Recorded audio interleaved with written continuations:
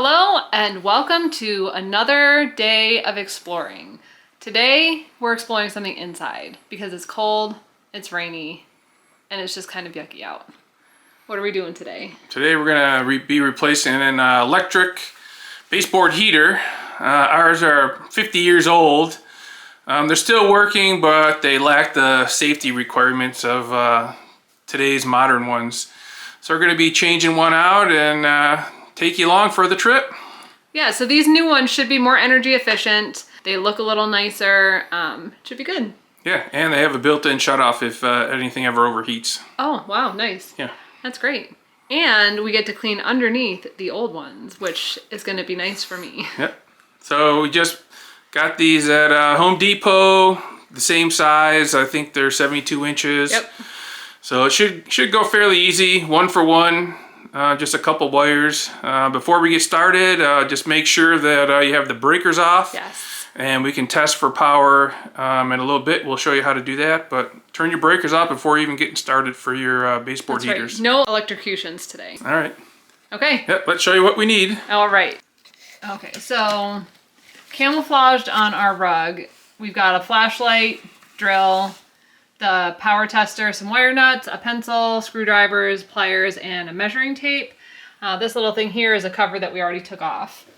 And we've got our old baseboard heater still on the wall. It's kind of a brown color. And then we're replacing it with this new one, which is a nice white, same size, 72 inches. Cadet from Home Depot. Right, replacing a Markel from 1971. Yep. All right, so first thing you got to do is, well, second thing, first thing's turn off the power. Second is get your cover off. They have these covers on the ends with just a screw, so we took those off already to find out which side the power goes. You can wire these up. Power's on the right side or left side. Our power's on the left. Yep. So with the power off, we can check. No power. And just to make sure it's working, here we got an outlet in here, so you can see if it has power, it should be audible beeping and a light. And here, no power, so it's not doing anything. So, all right, so we're safe. So we should be good to go. Okay. So once the covers are off, you can disconnect these wires. This is a 220 line. So both the white and black are going to be hot. And then I need a screwdriver to get the ground wire off. So there's a black, a white, and a ground wire that need to be disconnected. And what kind of screwdriver? Flat or? Flat's good. This is just the ground wire I'm just pulling off. So the wires are disconnected. It's a wire nut that I already had pre-loosened, but normally it's on there like that so the wires can't move at all.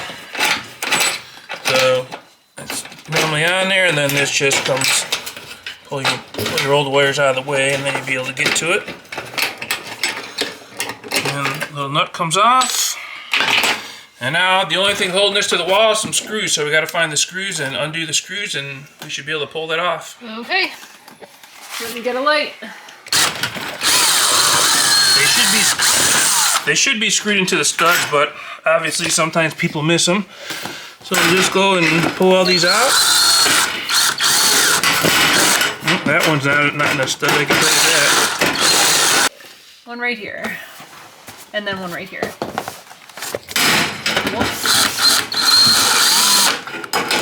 I think that one was in the stud, so we're good there. This one might be in the stud too, this last one. And the stud should be 16 inches on center. So if you find one, you should be able to find the rest. And there's the date of our heaters right there. Yeah, 1971. All right, so this should pull off the wall now. Hopefully. Nope, you got that one screw still. It's already out of the wall. Okay. It just didn't come off the hole. This is when you get to see a fun history of the color this room used to be. Someone dropped a hook a long time ago. It's probably been in there for years. And we can see here. We'll have to get a rag and... We'll have to clean up this wall. Here's the original color on the bottom. Yep. So like a green. Like a light white or something like that. Then green. Then you can still see a little strip of blue. And then we painted it this like tan color. Almost back to where it started. Yeah. All right. let me go get a vacuum and a wet rag. Yeah, we'll just snake these wires out of here so we can get rid of this heater. Yep, so we're just being very careful not to damage the wires. And we got the heater off the wall. Yep, and you can see someone spilled something over the years. All right, so let's go clean this up, and then we'll get going. I'll get a rag. Okay, I'll get a vacuum.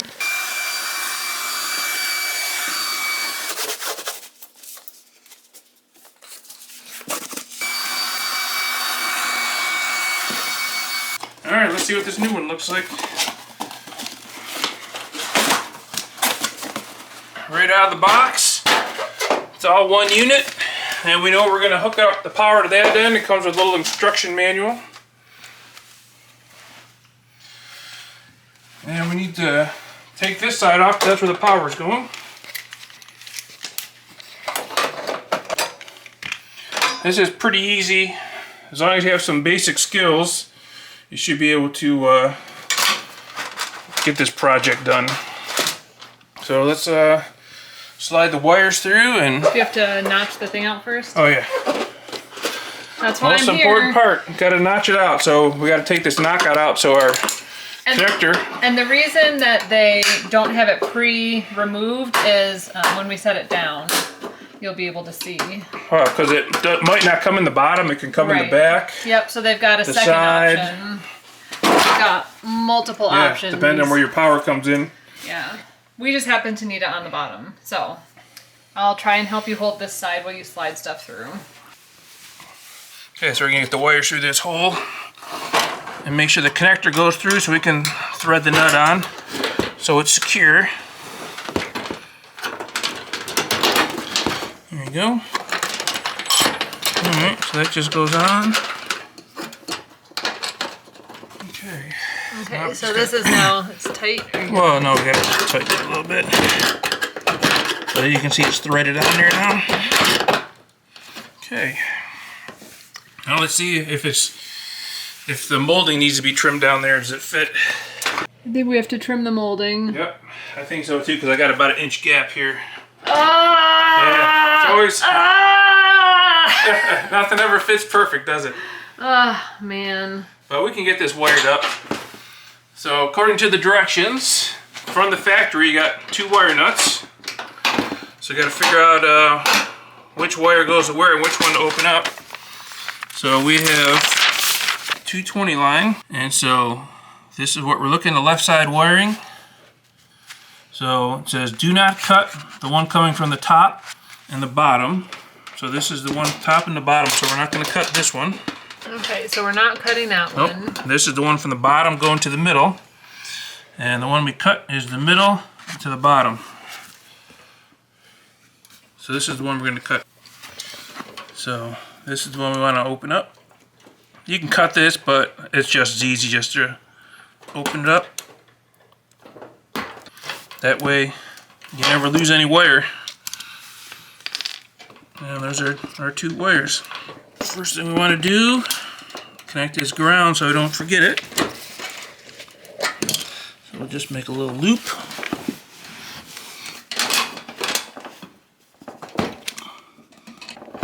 Ground screws on the back.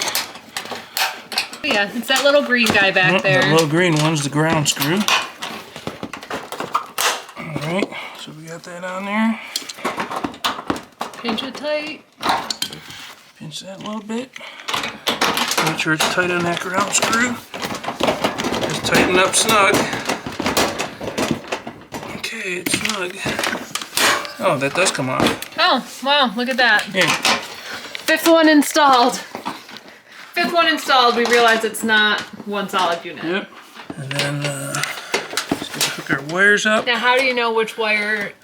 This particular one doesn't matter because it's 220, so you got power coming on both of these. Okay. The key was to find which of the ones that were pre-wired in to connect to? Yes, that's the key, because you don't want to cut this one from the factory. Okay.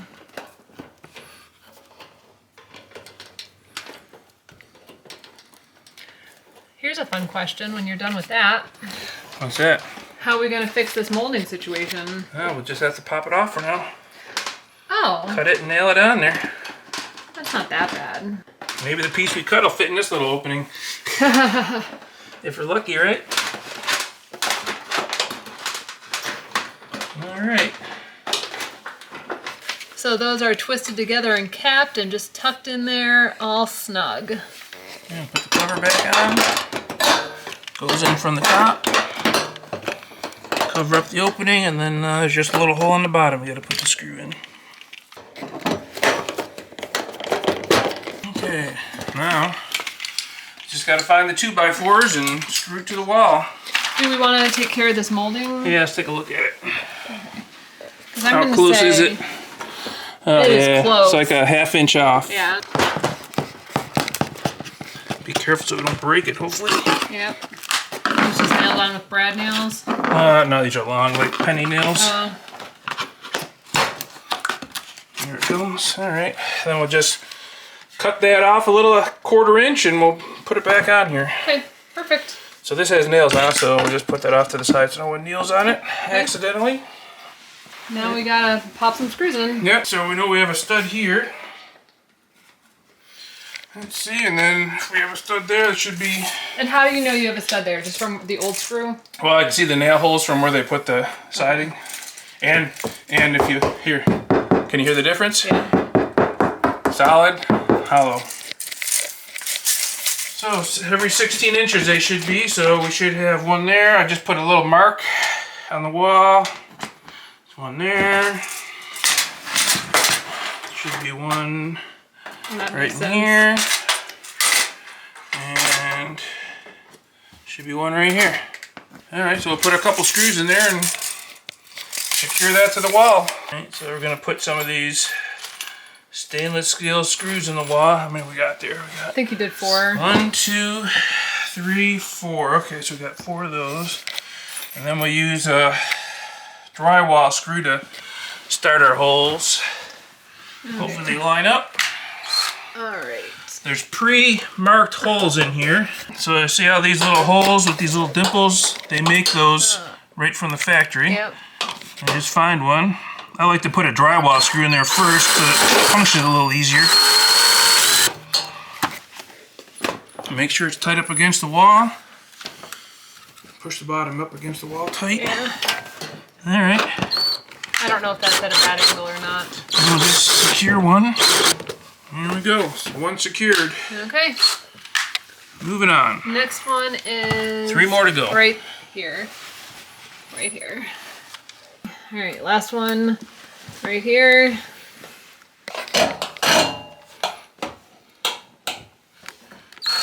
It's nice that they pre-mark these for you. Yes, that makes it a lot easier. Alright.